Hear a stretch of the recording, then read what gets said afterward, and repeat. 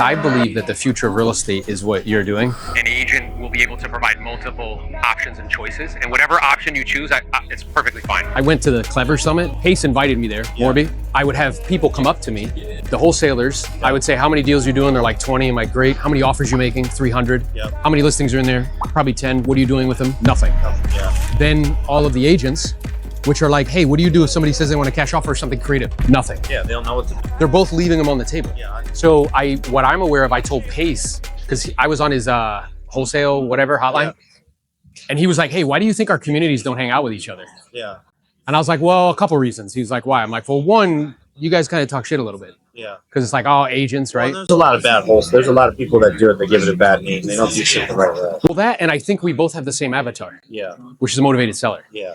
Right? But I think that they can learn from us on what to say and how to say it, salesmanship, and we can learn from them about creativity. Yeah, but you know the one thing with Pace that I've said a few times, Pace is brilliant. I'm like, dude, no one can, there's very few people that can architect a deal like that.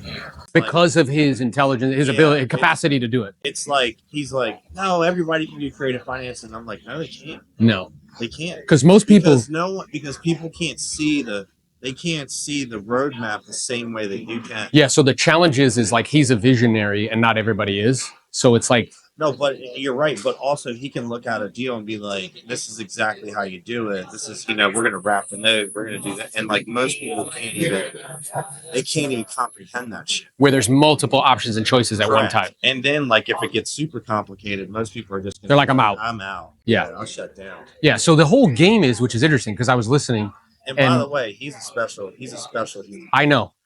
He's been incredibly kind to me. Not just that. If he was here, a go-giver, and bro. there was a line of 700 people. He would stay the whole time. He would stay and speak to every single I know. I've watched him. I've watched him do it too. Till 2 o'clock in the morning. I know. Like he'll do it till 2 o'clock. In terms of like community, it's wild. Yeah. And when he's on stage, what's wild is he walks through the crowd and he knows everybody.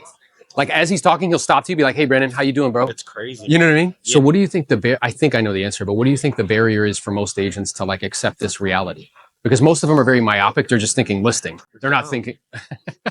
Is it that, or is it just like they're? It's not an intelligence. I think one way. I think one lane. It's a lack of open-mindedness. Yes. The difference between being competitive or ambitious, like they were talking about. Yeah. It's kind of like I got my real estate license in 2008. Yeah. And I think back to then, and I saw the writing on the wall, and I said, "You guys need to learn short sales and foreclosures." And they all told me that I was stupid and that was a bad idea. Yeah. And I started doing hundreds of sales a year while they're all starving. And it was like at their own peril, they would not learn a new skill. They asked me to do an impromptu thing on attraction and media. And what was wild is there was actually literally somebody in the room that was arguing with me. I caught the end of that. Bro, it was wild. Yeah. And what I told somebody, because people were coming up to me, I'm like, it's a lack of understanding of leverage. Yeah. Right. Well, what was interesting is I spoke to Gene Frederick, who has like 19,000 agents. Yeah. And he was telling me what he did is he drove all around the country. And I said, yeah, what I'm aware of is that's hard. It works. Yeah.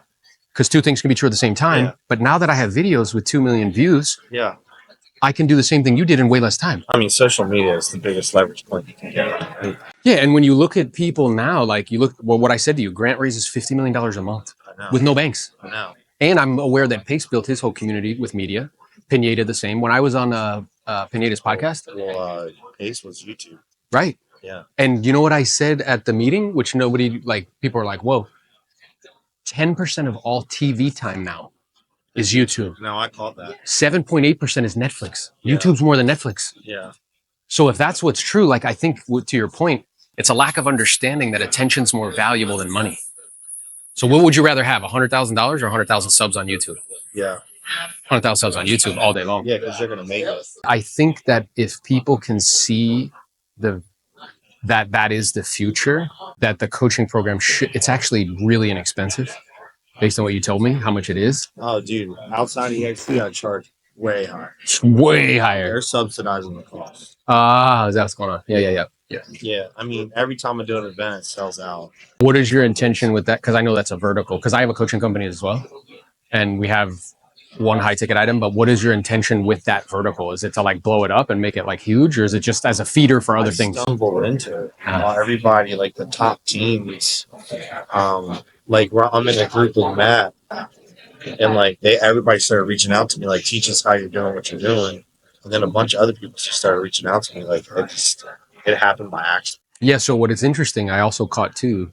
I mean, I caught it and I said it in that group where you're like, yeah, dude, like the resale is a feeder for everything else. Yeah. And what you mentioned is like when Tim asked, he was like, hey, like how many of those turns into listings? And you're like, I know the exact number. The truth is, I don't want that. Yeah. It's not what you're focused on. No. That's like the last option. We have another arm of marketing for listings. We have multiple arms, but on that side, my largest return on investment is going to be coming in through the investment side. Yeah, it's the highest return on time. Oh, dude. Yeah, and then sure. Way. So I think most people think return on capital, but they should be thinking return on time. No doubt. Right? Yeah. And thinking like, is this worth? It was interesting because in our group with like P&Ls, what was coming to the surface, which is very clear to me, is that no matter how you slice it up, a team is a mini brokerage. Yeah. And brokerages have a particular problem is that they don't make any money. Yeah. And basically our loss leader to get to the ancillary. Just on real estate. Right. Just if you only sell real estate. So I think the track it's going to get worse. I know. So I think that the tracks that were emerging was just be a lean, mean listing machine, right? If that's your thing, save and invest 50% of everything you earn, you'll be fine. Yeah. Second track is try to do both. That's not going to work because the team thing's not profitable. It'll pull you out of production. Right. The third thing is do the team, but you have to be enormous. You got to be the army. You got to be the army. Or you do the individual thing, but then build an organization because that's a team without any of the expenses. Yep. Right? Is that accurate? Yeah. Do you have any idea of like how many people are going to sign up for the? They think not here, but by the time we launch, they think it'll be 300 to 500. That's awesome, dude. Yeah. Good for you. It's about what I've got now. And what is because I know, I mean, you're hanging out with like all the right people. So like, what's the vision? Because I feel like you're just getting started. So like, what's the? What I love is we're going really big into the multi. So like to build a big portfolio of, That's where we're going next. What I thought was interesting listening to Grant's like broker is he said something that like made me stop and think, which is that multifamily, because all the leases come up if you have like 300 doors in one space. Yeah. It's a business. Yeah. Has employees. Yeah. The second thing is that like it's scalable and controllable. It serves as it functions like a utility. Yeah. Because if you have that many units, like 8% come up so you can raise rents and lower them. Yeah. And it's one of the safest places to park capital. That's why insurance companies do it and all that. It's predictable too. Yeah. So is your intention, do you do syndications like Grant where you give people access? Yeah. Do you do like monthly distributions, quarterly distributions? Quarterly. Okay. Yeah, we've done it for a while. Accredited only? We have a non-accredited side. That's a little different. If they come to me through the accredited side and they can't invest, the only legal way that I can do it to not violate SEC is basically say, hey, you can loan the money to me on a promissory note and I can give you a fixed return. But I can't say it's going into a project or pitch. I get it. So they're not an LP. It's not functioning like a REIT. It's basically like a promissory note. They're just giving you money. Correct. I got it. And I pay them a fixed return. And then we do the investment stuff too in the funds as well. Obviously you could do both, but it seems like the lending thing is the thing. It will be. That can become a like. But the multifamily is where you can just get massive amounts. So the idea is where like, let's say the lending thing has the least amount of friction. Yeah. Least amount of employees, most scalable. You're at the highest. It's liquid because you can sell the notes. Yeah. It's the highest place in capital to be per the banker's code, right? Yeah. And then what you're doing is taking all the cash that you're earning from there and dumping it into fixed assets. Well, not only that, I can run the lending company without putting $1 of my own money in. So I can just arbitrage other people's money. Yeah, the awareness that I had with the hypothecation thing is like you can do that in perpetuity and earn 2 to 3% on like $1 billion. It's not even your own money. Way more than that. Right? You can get way more money. And it's not even your own money. But you can get a way higher margin. And then I heard you say that business is sellable. 100%. Mm-hmm. Yeah. So is the buildings if you wanted to. It is. But the buildings are always going to trade at a cap rate, which is market dependent. Yeah.